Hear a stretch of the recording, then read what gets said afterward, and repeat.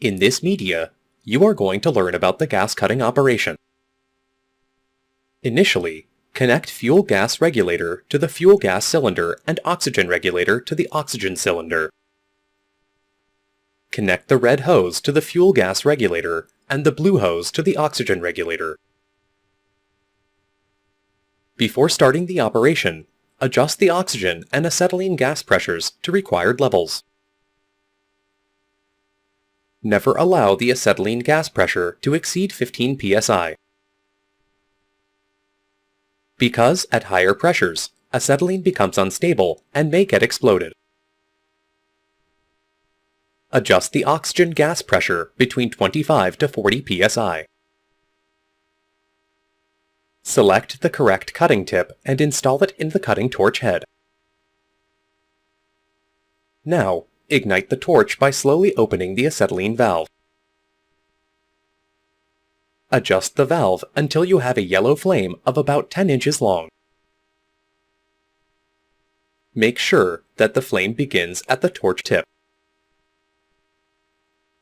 If excess amount of acetylene is supplied, the flame will jump or be blown away from the tip. Now, slowly turn on the oxygen valve. Due to the complete combustion of oxygen and acetylene gases, the yellow color flame turns to light blue. Increase the amount of oxygen gas until the blue flame begins to shrink back towards the tip.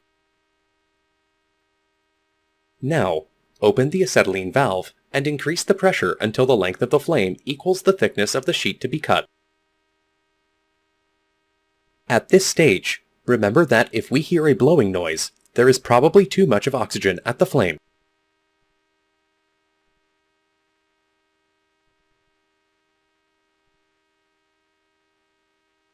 Then, reduce oxygen gas until the flame is stable and cone-shaped flame is formed internally. Now, keep markings on the sheet metal according to the required dimensions.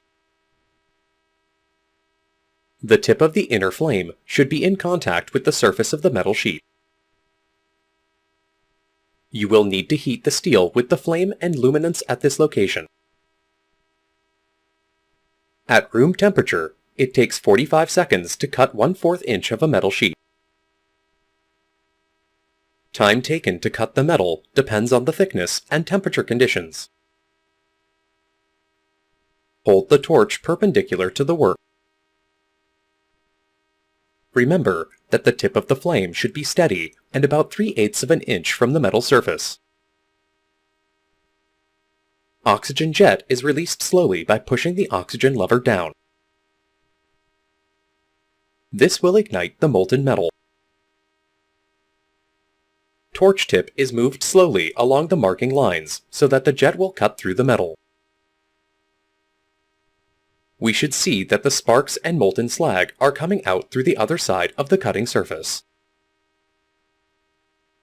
Cutting process should be slow for a better surface finish.